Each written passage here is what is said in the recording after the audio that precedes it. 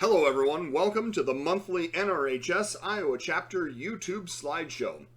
If you're interested in more information about the Iowa Chapter, please visit iowanrhs.com. There you can join the chapter or renew your membership and order any of the great products that the Iowa Chapter has to offer, including DVDs and photo collections. Please enjoy the program this month and consider visiting iowanrhs.com. Hello everyone, welcome to the April 16th, 2023 Iowa Chapter NRHS monthly slideshow. My name is Darren Ferreter and I'm the Secretary Treasurer of the Cedar Rapids Area Railfan Association. We're a group that's been in existence since about 1971. And I have been involved with that organization really since I was a young kid. My father was a rail fan, and even as a youngster, I would go to the meetings and lay on the floor watching the slideshow. Sometimes I'd fall asleep, but nonetheless, over the years have become really involved in the rail fanning community, and my full-time gig is building model railroads for private individuals and museums. But for the next hour or so, sit back with me. I'm working alone today. Tom's taking time to himself, which is perfectly fine because he's the father of another child. But enjoy for the next hour as we sit back in our living rooms and watch programs of local interest for a variety of ages. So we're going to begin our program with some images of the Burlington Northern along the river line just north of Savannah, Illinois. I had taken a day and just drove around that region, and just an example of some of the things I saw that day. Starting out is a train that's coming south along the Mississippi and the bluffs. It looks like it has a Burlington SD40-2 and a Santa Fe Jeep 60B. As the train got closer, I recognized that there's a Colorado and Southern unit as the first one out. Obviously the Jeep 60B second and this southbound. As I was in my parking space, I noticed this really interesting sign right in front of me that was obviously from the Burlington days, the CB&Q days, and it's a concrete post with the danger no trespassing on it. So I did what every good rail fan would do in pre-9/11, and that was to cross the tracks despite the sign and get a little bit better sun shot of another southbound with a 40-2 in the lead, and the second one out looks like it's probably one of those former Conrail GP40s. So then I drove up to the top of the Mississippi Palisades State Park and wanted to go to the overview and see if anything interesting would come along. And this train came not too long afterward with Duluth, Winnipeg, and Pacific second out, and then one of the Burlington Northern B30-7As, which were pretty common along this line. So then I chose to move over to a former wooden overpass that is now since removed, but this eastbound taconite train came past. The part that I found unusual is that it has a signal indication that's lining it up to head on towards Chicago versus down the Peavine. So I'm not sure if there was something in the siding ahead and it was doing a runaround, but I thought this was a strange move. And here he is on his continued eastward trek. I drove over then to a nearby neighborhood that I was able to find a vantage point to get about the best image I could of the bridge that I was just standing on, this wooden truss design. I've always enjoyed architecture and scenes near railroads because of my modeling interest, and this was a bridge that I always thought would be really cool to model. It's too bad it didn't survive. Not too much longer then, I saw the signal had been lined up for another eastbound. This was obviously some sort of an intermodal, a couple 40-2s and a Santa Fe GE lined up to go on in toward Aurora and Chicago. And then I decided to drive south through Thompson and down towards the Union Pacific, former Northwestern in Clinton. This is a westbound train coming off of the bridge over the Mississippi River. This particular bridge is slated for replacement at some point. I thought it was supposed to happen in summer of 2022-23, but apparently it's been put off for a little while. But get your photos now because it's not supposedly long for the world. Here's the same train with the 5992 on the Coley, or I should say really it's empties, coming through the ADM getting ready for a crew change from the Illinois Division to the Iowa Division on the Union Pacific. So we've changed locations, and we're now along the Northwestern line between Mount Vernon and Cedar Rapids in an area that's considered Mount Vernon Hill by the locals.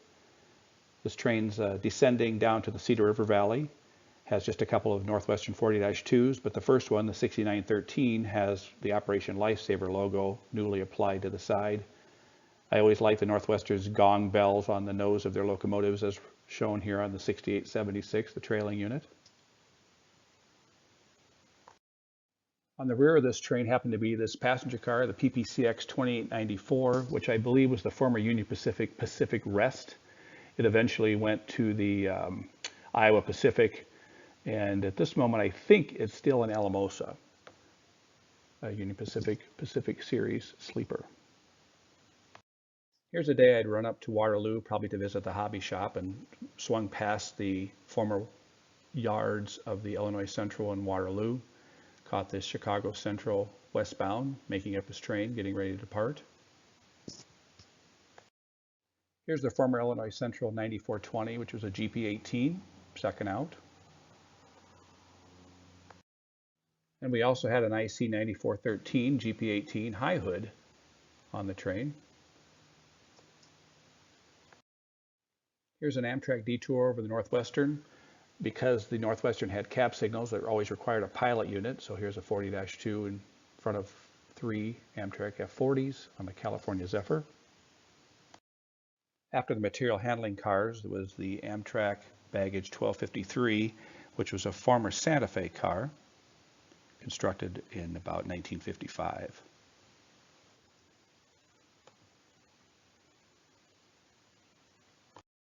And on the rear of the train is another 1955 graduate from the Santa Fe, the 1272, former Santa Fe 3675. And not too far behind Amtrak was this grain train. Lead unit was a UP 40-2, Northwestern GP50, and a Northwestern GP40. You can see the all-weather cab on the Jeep 40 that allowed the crews to see a little bit better as they viewed forward and back out the side window. You can see on the front truck first axle of the Jeep 40 the shoe for the automatic train control. Now we'll go to downtown Cedar Rapids near the Quaker Oats plant, which is the largest cereal plant in the country. We're along the Chicago Central and the former Illinois Central small roundhouse that was in the area. You can see there's a CC&P switcher sitting over there.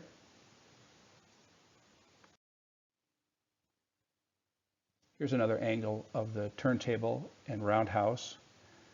The CC&P 1300 sitting in the background was a former NW2 rebuilt to 1300 horsepower, and they called them SW13s.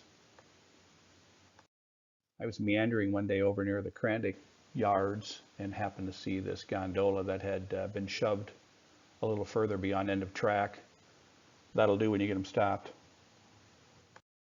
We're now going to move up to the Mesabi. This is in Proctor, and the sign they had in front of their engine shops. I really like the arrowhead sign. I thought that was pretty clever. Here we see in the Proctor yard the Mesabi 400 and 405. The 400 was a former Southern Pacific tunnel motor, and the 405 was a former Cotton Belt tunnel motor.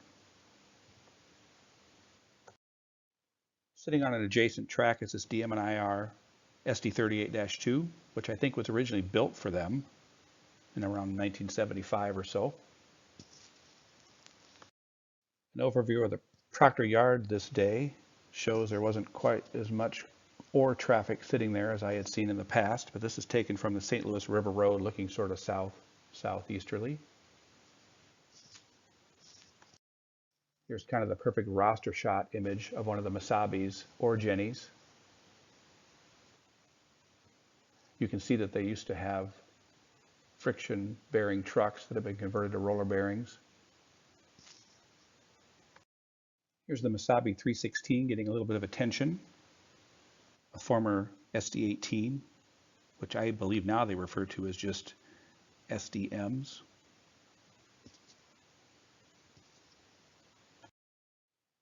Here's an overview of a couple of the SD38s parked I paid attention to the sign. It did not go beyond here, but with a little bit of a zoom lens, it's not a bad opportunity for shots. Here's the DM&IR 214, which was a former EJ&A unit, the 655 SD38. Here's a nice raster shot of the DM&IR 211, which is an SD38-2 built for the DM&IR. I think sometime around the mid-70s, 75-ish or so, I think. Another angle of the 211 and its friends in the background.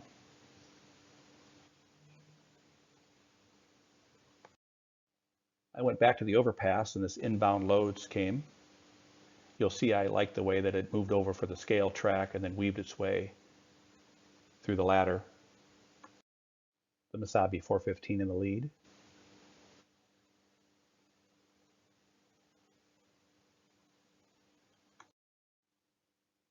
The Misabi 415 is a former Southern Pacific tunnel motor, the SP9257.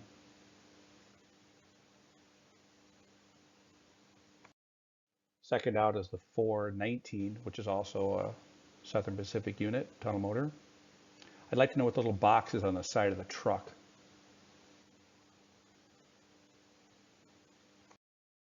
Many of the Orgenis have a solid coupling between. There's no actual coupler, it's a solid drawbar. Here's a shot of the cars snaking their way, as I mentioned earlier. They're loaded so consistently nice. On the south side of the Misabi engine house was this crossing gate on 2nd Street. I like the standalone arm. An overview image of the shops the following morning.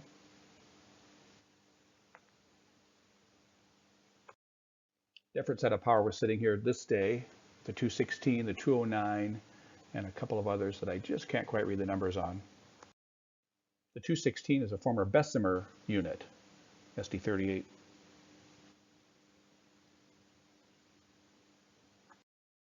The 209 is an SD38-2 built for the Misabi.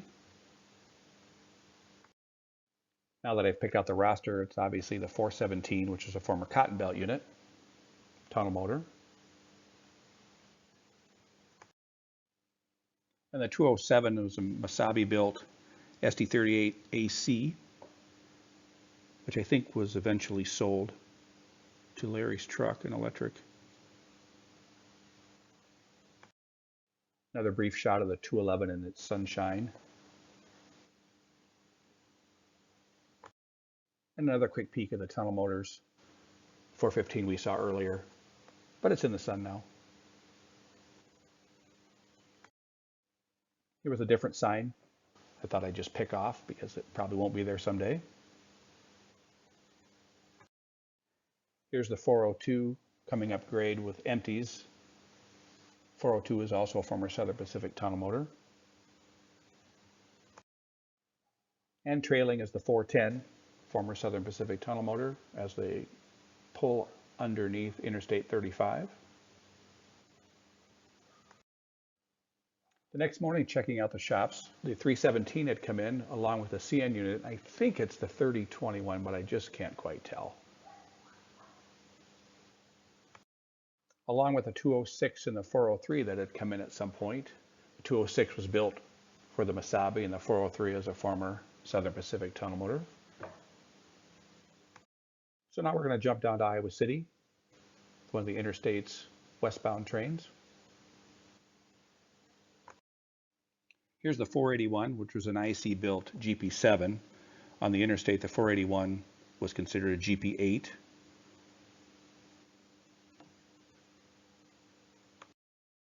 And trailing was the 627, which was a Gulf and Beale, Ohio built unit. A Jeep 38 AC, I should have said that earlier. The 325 was being hostled around, which was a former Union Pacific unit, the 725, GP7. Also on this day was the 405. The 405 was a former Great Northern GP7, built in 1950. These LLPX units ran around for a little while. This particular one was built for the B&O.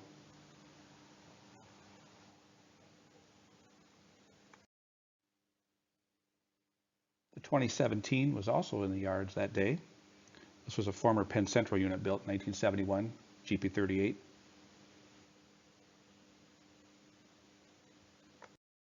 Here's the 483, a GP10.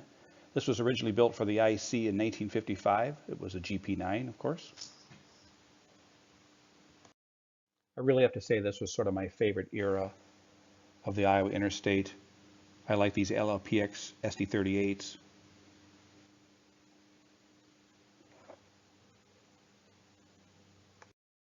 The 2809, of course, was also a LLPX, a leasing unit, SD38-2, built as a reserve mining locomotive. I like the gyro lights. I wish they would have stayed on.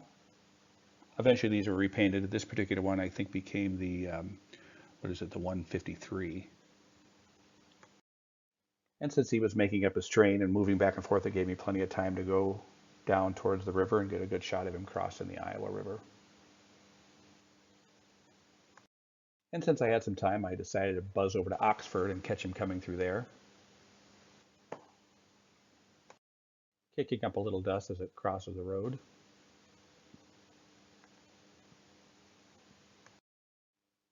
I caught wind of the 700s being delivered, and so I ran down quickly, and here were 6 of them, the 718 being the first one out, former Penn Central unit. But these were brand new to the Iowa Interstate. Pretty shined up. And here's a going away shot of the 6.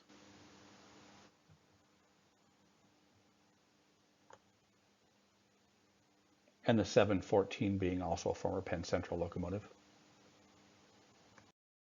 It was such a nice day, I decided to hustle ahead in the sunshine and get a shot of the train as it crossed Highway 151 in Homestead.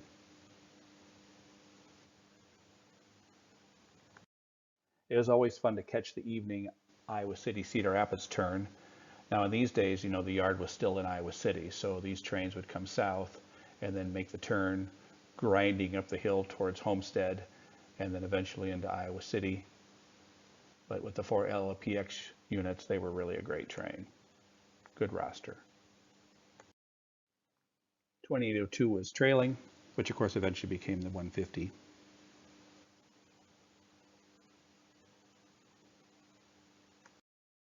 Here's a westbound train in Manchester, Iowa on the CN.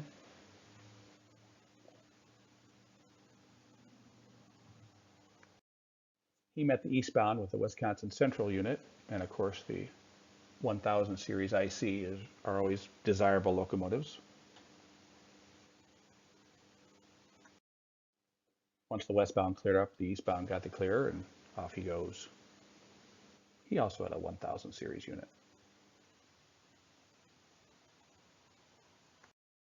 Here we are in Fairfax, Iowa. Now you can see the second unit out, the 150, has now been repainted, and they're also experimenting with a couple of Union Pacific SD40-2s. They had 3 of them that were just not very successful, but at least here's 2 of them on a train out of Cedar Rapids, of course with the new 700s in the lead. I believe this shot was taken in Cameron, Illinois, of a UP train on the former Santa Fe. Nice thing is the second unit out, the EMDX 6300, was an ex-Milwaukee, the 177 SD40-2, and then behind it was one of the original IC SD40-2s, the 6000. I'd gone down to Cameron, Illinois, near Galesburg, and this guy came past. I'm assuming these were locomotives that were probably over in Albia or heading toward Albia. We're now in Marion, Iowa, and this is the last of the Milwaukee's Iowa Division trackage being torn up through downtown Marion. The neighbor's dog barking. Here's the eastbound view, very near where the Milwaukee's depot in Marion was located. And a westbound view from the Marion Depot site. Now what you see on the right-hand side is the original roof of the Milwaukee Depot, along with the original bricks, have been cleaned off and reoriented back into the approximate footprint of the depot, turned 180 degrees. So the trackside part of the depot now faces away from the tracks. Another day in Iowa City with the SD38s and the 40-2 leasers and several of the new 700s heading west. Here's a little bit of the Iowa Northern with 5 of the 3800s northbound. But what was most interesting about this train is what was trailing. The Iowa Northern had taken delivery of their bi-level cars, which eventually were repainted and used for University of Iowa Hawkeye football trains. Here's all 5 of them.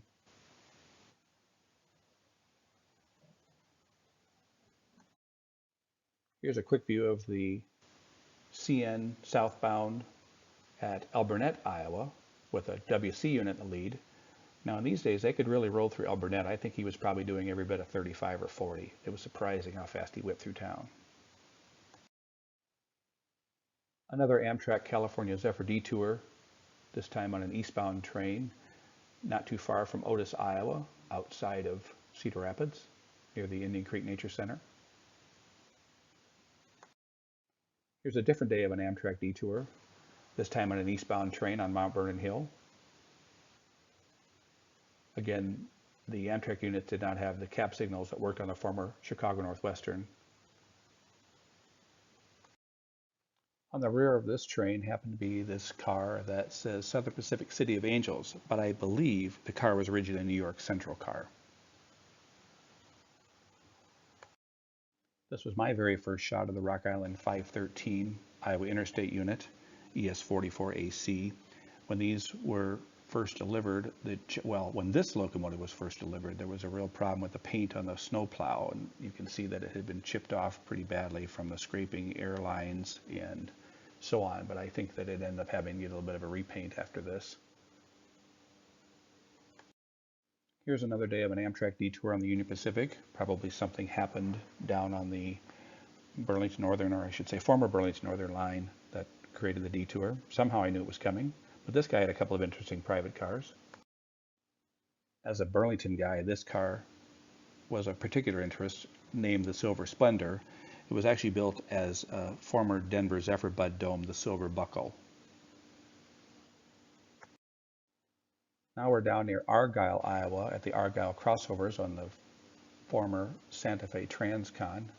This train happened to have a set of NS power on a westbound train. And as I spun around on the bridge, he met an eastbound intermodal train. So as Amtrak was receiving their ACS 64s, this was the first train I had seen that had 2 of them. This is the California Zephyr, and of course the first unit's the Heritage unit, the 156.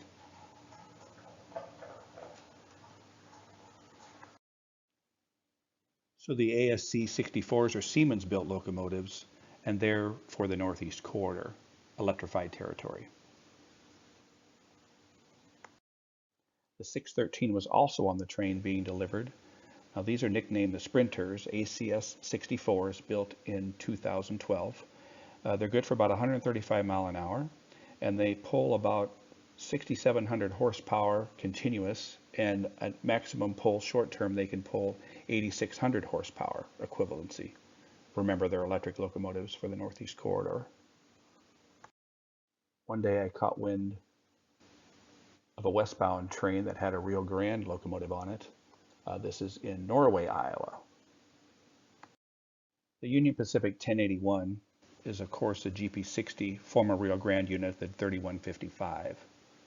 Still in Rio Grande paint, I like it. Keep fighting it, baby. Here's the EJ&E 665 in track geometry service. This is in Cedar Rapids. It's on a former Illinois Central line, now owned by the Canadian National. But he was in town for just a very brief moment as it ran around its car to check the Cedar Rapids branch out of Manchester, Iowa. The SD38-2 here was built for the EJ&E as the 665. So the defect detector car on the train is now named the Skykomish River. This was originally built as a former Great Northern 448 duplex sleeper. I'm not sure the car was originally named. I have family in Naperville, Illinois, and so sometimes I get the opportunity to go sit trackside, and this particular day was, I believe, Amtrak number 5 heading west with the number 19 in the lead. Amtrak 19 is a P42, built for Amtrak, of course, in 1996, but it had some dings and scratches on it. Looks like when they wash the locomotives, they can't quite get all the way inside all the cavities. This engine, as you can see, has just a little over 2,000 gallons of fuel in it. And as the Amtrak train was loading passengers in Naperville, this commuter train came right up on its tail, or I should say up on its block. They have some permissive blocks when you come into station areas. Not too far behind those other two was this outbound metro train with the 185. The 185 is an F40 PHM-2. They have the big windshields. I think they're cool locomotives, built in 1991. And not too far behind the metro train was this outbound BNSF train, well, with CSX power, the C40-8W.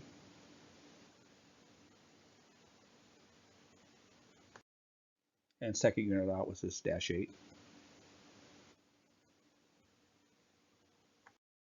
And on another day, I was going south on Edgewood Road in Cedar Rapids over the Beverly Yard, and this was a eastbound train that had one of the Olympic torch units on it.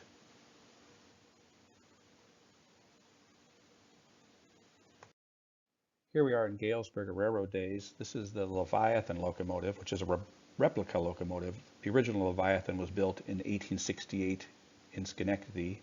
This was a replica that was built and debuted in 2009 by Dave Clockey. It was under steam, and they would run it back and forth a little bit during railroad days, but one of the newest old locomotives out there. Of course, during railroad days, everyone goes to the highway bridge there in Galesburg that bisects the yard. It's the longest bridge in Illinois that does not go over a waterway, but sitting there were these two locomotives that were obviously on their way to NREX, former Cotton Belt and SP tunnel motors.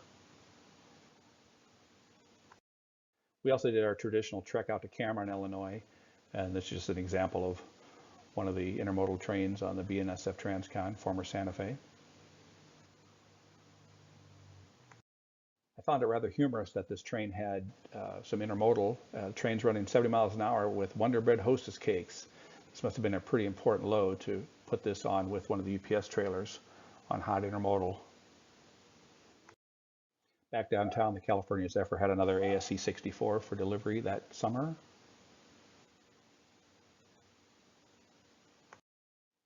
This one being the 615.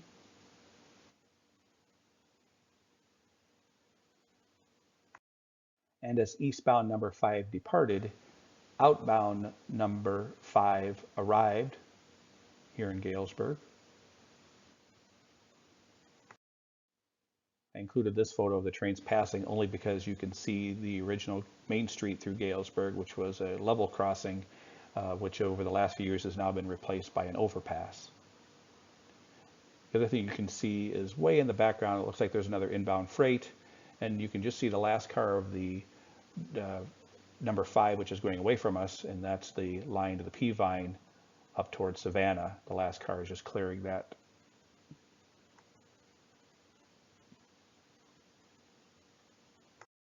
Here's an inbound train to the Galesburg yard coming off the Peavine, which is the line again out of Savannah down through the Quad Cities, Davenport area. So he's waiting, I assume, for both Amtraks to clear. This guy's trailing unit was the BNSF 1404, which of course is a former BN SD60M, the 9213.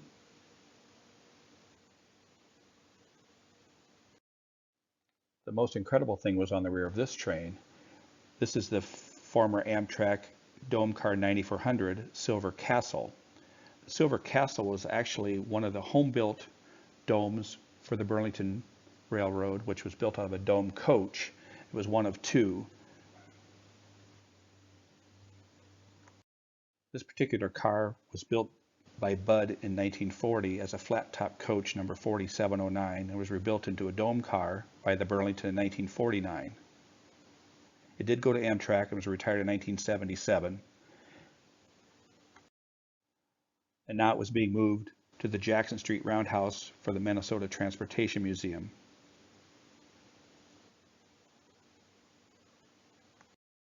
And now we're back near Cedar Rapids, Iowa. There had been a quick flash flood that occurred that washed out part of the UP main for several days.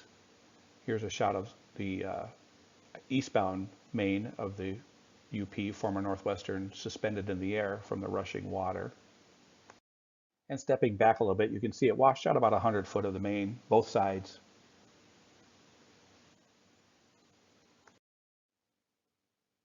And then the grasses were laying down from the movement of all the water.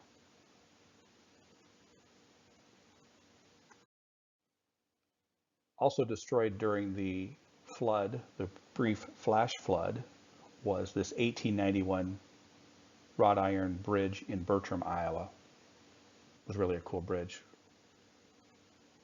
I took a photograph of this plate and went back the next day because I wanted to take some more images, and this plate had been removed. So somebody local has it. Nice little trophy. Here's a CN train in Cedar Rapids with a 2457 in the lead. That's one of the former Conrail C40-8s. Here's a little bit better raster shot, still sublettered IC.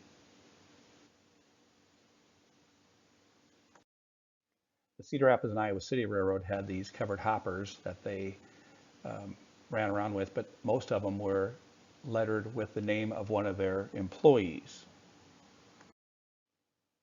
And what I liked about this car was in memory of Krendic employee Willard LeGrand, who was a member of our railfan group for many years.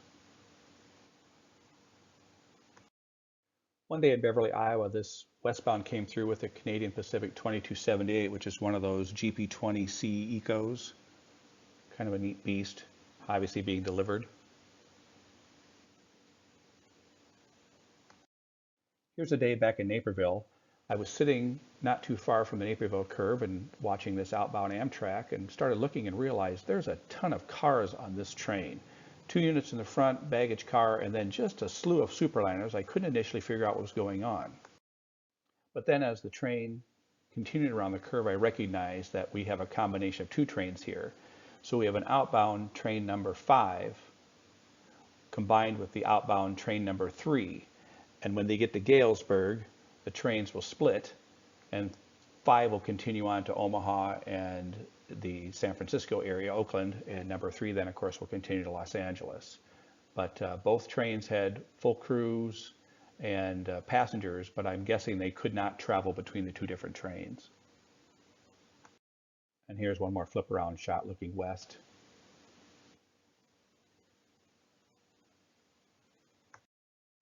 And finally, as everything came into view, here's the going away shot of the combined trains.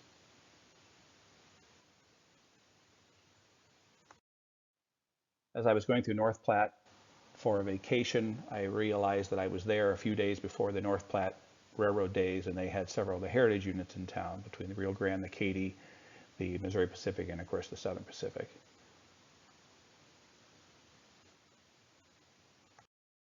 As we were working west on our trip, we happened to be near the famous Point of Rocks curves and just happened to catch this westbound train. Here we are in Canyon City, Colorado. This is the Canyon City and Royal Gorge Railroad. They run on original alignment or the original main line of the Denver and Rio Grande between Denver and Salt Lake City prior to the building of the Moffett Tunnel. This locomotive was originally built as a commuter locomotive, and currently it's painted back into a Rio Grande inspired orange and silver scheme. It's a Jeep 40 PH-2. So this is an excursion railroad that has first class service, coach service, open cars, and for additional fare you can also ride in the cab. These are former Santa Fe Dome cars. That's not true. One's a Santa Fe and one's a former Milwaukee. First car is former Milwaukee. Here's a shot of one of two of the open cars that are on this train. So as my wife Kim and I were pondering riding the train, I said, I really wasn't interested in riding. And she said, well, what if we could get a cab ride? And I said, oh, that's very interesting. And she produced 2 tickets for riding the cab up through the canyon. So pretty cool way to enjoy the ride. And you can see in this image the Royal Gorge suspension bridge just coming into view. And here we are just getting ready to go over the famous hanging bridge, which was a bridge that is not supported in the center with traditional piers, but instead is supported by the overhead beams that are driven into the rock walls that support the bridge.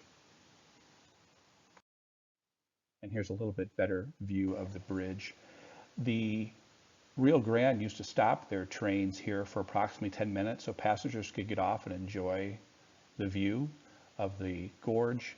And there's also a tourist attraction in this area with a suspension bridge. There's a funicular that goes up and down and a hiking trail that's on a former miniature railway line that you can just barely see in the top center of the photo. There's kind of an overview platform way up on the top of the mountain there. But it's worthy of a visit at least once in your life. So after we had ridden upgrade to the top of the run in the cab, then on the way back, we were fed breakfast and then could wander the train. And so we chose to ride the open cars back down towards Canyon City. Some may remember that the Royal Gorge Railroad did have F units. And that is true. The 402 was a former Chicago Northwestern F7A, the 4075A, built in 1949. The railroad would have continued using the F units, but because they were offering the cab rides, what they were discovering is that there were people who were, let's just say, a little girthier than the doors of the F units would allow. And what they were discovering is people would climb the stairwell, could just barely squeeze in the door, but when it came time to leaving, they would literally be stuck in the cab. So they've decided to retire these locomotives and use something a little bit easier to get in and out of, like the Jeep 40-2 that we saw earlier. Also sitting in the yard was the Royal Gorge Railway number 403, which was also a former C&W F7, the 4079C, built in 49. We stopped in Alamosa, Colorado at the San Luis and Rio Grande Railroad, which was also part of the Iowa Pacific's holdings. We found the SLRG 8577, which was a former LMX leasing B39-8, the 8577 was its original number. There was also a spattering of other locomotives and passenger cars and parts all over the place. The 9163 was a former Canadian National F7. In addition, there was also the San Luis Rio Grande 6622, which was a former F9B Canadian National. We were lucky that this locomotive was parked next to the road. This is the San Luis Rio Grande 9925, which was a former Chicago Burlington Quincy locomotive, an E9A, the 9995. This uniquely painting locomotive, the San Luis Rio Grande 1100, was a former Gulf and Bayonne, Ohio engine, F3. If you ever travel this part of the country, you have to pay attention. Livestock can free range. So pay attention if you ever go down to the Cumbrian Toltec or something like that. You're burning down the highways and you happen to find other things in the road. So we arrived in Chama on the Cumbrian Toltec, and I will tell you that even if you're not a narrow gauge person, spending time in Chama will make you a narrow gauge fan. You can wander the area. The only thing they don't ask is that you go into any of the buildings, but I was down at 10 o'clock at night doing night shots, and it really will turn you into a narrow gauge fan. Here's the Denver Rio Grande 489 getting ready to Y his train after the run across from Antonito. The smell of coal smoke is in the air as two former Denver Rio Grande K36 locomotives, the 484 and the 489, are both under steam. I mentioned night shots. Here's a shot of the 463, which is a K27 Rio Grande locomotive. I just wandered around. There was a guy doing some servicing. He waved, said hello, would chat if I needed to. I basically let him do his thing, but again, amazing place. We sort of have the attitude that when you take trips like this, you sort of need to go big or go home, and so we did choose to ride the first class service, which was quite fun. This is an example of one of the two cars that were on the train that were for first class passengers. You get a morning fruit cup and beverages throughout the day. You can wander the train. Of course, you can go to the open car, but really fun way to be nostalgic for those earlier days. There are several tunnels on the trip, mud tunnel and rock tunnel. They're pretty long. And of course, with the nice digital camera, it's amazing how much it picks up the detail as you go through them. Because we had our tickets in the first class section, we were the rear two cars in the train, and it allowed us the opportunity to go right on the rear platform, which was very fun to hear the clickety-clack of the joints.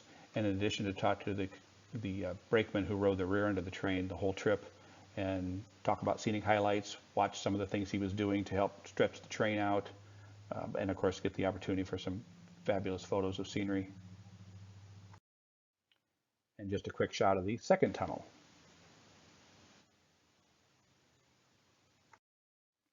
Here's a funny little story. As we were running along the flatter sections of the Cumbre and Toltec towards Antonito, I was watching ahead of the train for some reason and noticed the sprinkler had gotten stuck, and it was literally spraying right in the center of the track. And much to the surprise of most of the passengers, the water came in the side windows of all the cars as we went past.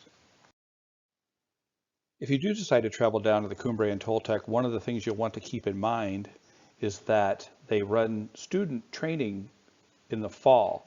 So they'll run extra trains for the students to practice being engineers and firemen and conductors and such. So they'll run extra freights. And so here's an example of one of those freight trains running in early October. Here's one of the student trips crossing the famous Lobato Trestle.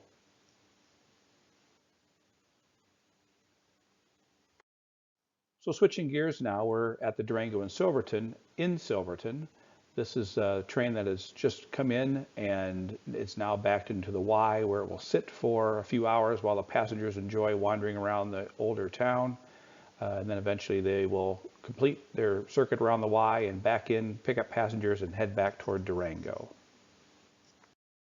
At the time of this photograph, the Night Sky was a new car for the Durango and Silverton.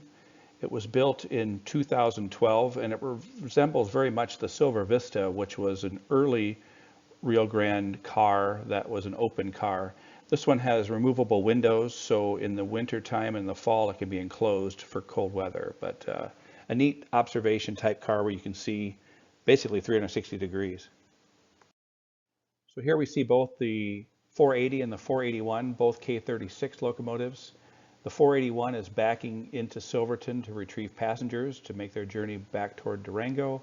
And the 480 will sit on the Y for a while now, and then once those passengers have finished wandering around the town of Silverton and grabbing a bite of lunch or whatever, then the 480 will also back in, retrieve its passengers, and head back to the roundhouse in Durango. Here we see the Durango and Silverton 313. This is a copy of the Denver and Rio Grande narrow gauge Silver Vista, which was an observation gon with a glass roof and open sides. The original car was built in '47 and it was destroyed by a fire in Alamosa in 1953. This particular car was built from the plans of the original Silver Vista in 2006. It's now used in regular excursion service for a little more of a premium price. A fire suppression crew follows behind all the trains by a couple of miles to put out small fires that could occur from the coal-burning locomotives. Switching gears a little bit, these are Norfolk Southern Heritage units, the Penn Central and the Pennsylvania, on the Canadian National at West Piasta. This was a train, I think it was chased by every railfan who had a camera.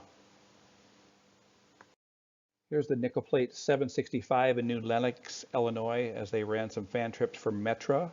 The trains ran for 2 or 3 days in a row and 2 trips per day. Here we are just outside of Mount Vernon, Iowa, on a UP business train. The 3032 is an SC70AH Tier 4 locomotive, probably making their annual engineering trip all through the system. Included within the business train was business car Shoshone, which was one of their older cars. It was built by Pullman Standard in 1914 as a business car. It was named Shoshone in 1978. And for a while it was at the California State Railroad Museum, but it's been loaned back to the Union Pacific for their business cars, but I haven't seen it out and about for several years.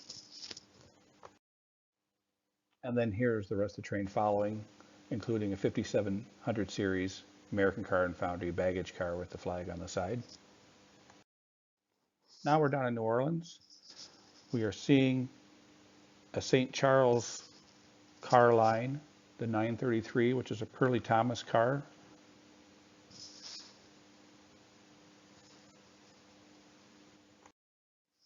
And a St. Charles line car, the green one on the left, is meeting a Canal Street line, one of the red cars on the right. Here's a great example of the St. Charles line's right-of-way. It goes through a lot of exclusive neighborhoods, past Tulane University. It's a nice long ride. You can hop on and off. The cars run certain times of the day. They'll run every 5 to 10 minutes. Other times you might have a 20-minute wait or so. It's a nice way to get around to restaurants and, of course, experience what life must have been like in the 19-teens and 1920s with streetcar lines and trolley lines. It's an amazing throwback. I can't say enough about it. Here we are in Washington, Iowa. This is the Canadian Pacific Business Train. With the F units and heavyweight passenger cars, they put together an amazing sounding train and a pleasing service for their customers and their management staff. We'll flip through here now and show you some of the business cars.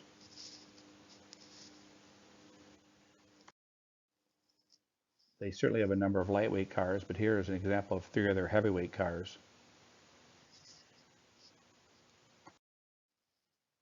They certainly have a very attractive paint scheme.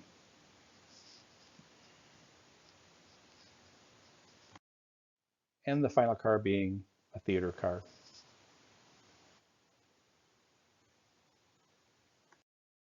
I had a couple of different jobs in Chicago where I had a half a day and decided to ride the Rock Island District Metro trains. And as we were going past the Metro's 47th Street Yard, which was a former Rock Island facility, we saw the Metra MP36PH, which is their Rock Island inspired heritage unit. We're now located on the BNSF former Burlington racetrack. This is the Metra 194, which is an F40PH M-2. These engines were built actually by EMD. They were the last locomotives built by EMD in about 1992. Sometimes they're called the Winnebagos. Many of Metro's former Burlington Bud-built gallery cars have been sublettered either BNSF Railway or Burlington. And so here's an example of one of the BNSF lettered cars. Along the triple track, here's one of the outbound Amtrak, either 3 or 5, I'm not sure, it's the California Zephyr or the Southwest Chief. This is the Metro 200. It's an EMD F40PH M-2. It's named in memory of a man named Norman Muehlner, who apparently was a BN train master. Apparently he'd gotten off a train to help get another train going that had gone into emergency. He was then struck by a passing suburban train.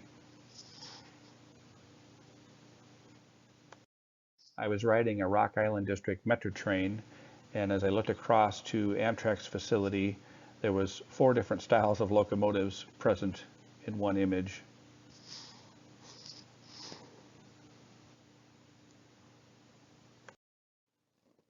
Here's Metro 213, the village of Franklin Park. This is an F40PH M-2 built in 1992. Here's the Metro 217 on an outbound train. This is an F40PH-3. Now we're going to bounce over to the East Coast.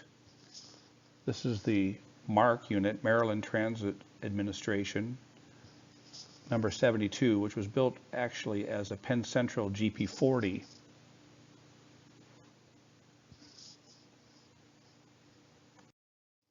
Obviously taken through the train window as we were leaving Washington. This is a MARC MP36PH.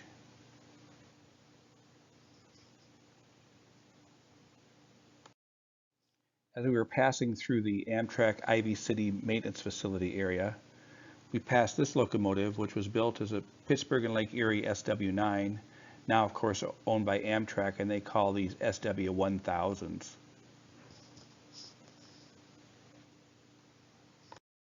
We passed this crazy beast, which according to the internet is called a 3G S21B, whatever the heck that is.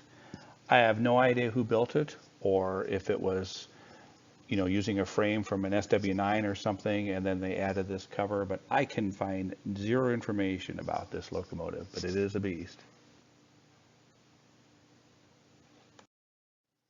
Here's the Amtrak 796, similar to the photo we saw a few seconds ago. This was also built as a P&LE SW9, so they call these SW1000Rs. This locomotive, painted for the Washington Terminal, was built as an SW9. It was built for the Montour Railway in southwest Pennsylvania.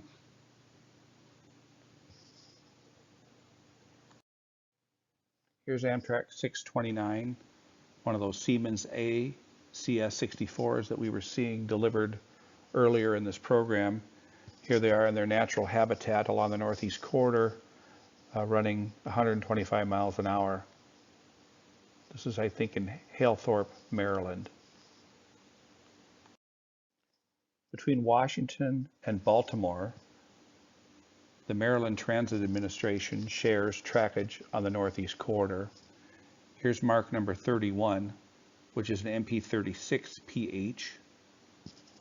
Leads one of the regional trains between Baltimore and DC. They run 110 miles an hour. I checked it with my GPS on my phone. And then a going away shot of the same locomotive. Here's the Amtrak 662 at Halethorpe, Maryland. I was standing on the platform and this guy went by 110 miles an hour. It's a bit of a rush.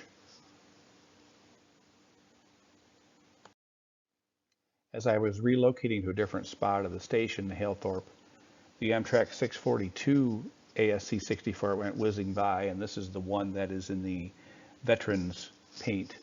It's a blurry shot because I didn't expect him at 110 miles an hour. Here's a MARC train in Halethorpe, the Maryland Transit Administration. These locomotives are Bombardier HHP8s. Again, electric locomotives. Kind of strange looking, but there were a lot of them out there. So we're going to make one final jump into Alaska. I was working up there for several weeks and then took some time off to railfan the Alaska Railroad around the Anchorage area. This is an example of one of the trains that runs between Anchorage and Fairbanks. Usually two big SDs, working baggage car, several high-level cars, a low-level lounge car, and then some coaches, and then some high-level cars that are for the cruise lines. This is taken in Anchorage itself, just about to the depot. If a person chooses the Gold Star service on the Alaska Railroad, in most cases you ride on double-decker cars built by Colorado Railcar. You seat on the upper level, there's a dining room on the lower level, but they also have these outside patios that you push the button on the glass doors and you can stand out there and enjoy scenery direct. The dome sections in the cars are not quite like a dome that you might see built by American Car and Foundry or Budd or someone like that, but the windows are huge. You can see forward quite well. They're very nice riding cars, and I would put them up against a standard dome car any day, to be honest. The trip from Anchorage to Fairbanks takes approximately 12 hours, and halfway through the trip, the crews exchange, and so the north crew can go back north to home, and the south crew can turn and go back to home. So it works out pretty nicely for them. And for our final slide, here's Alaska train running through the wilderness. Train speeds can average anywhere from 25, 30 miles an hour to maybe 60 miles an hour in some spots, but if you ever get the opportunity to ride, totally do it. It's worth it. Thanks for watching my program. I hope you had a great time. I know that I had fun pulling these images. Here's a final shot of me watching Lionel trains at my grandparents' house in 1969. Thanks a lot. Bye-bye.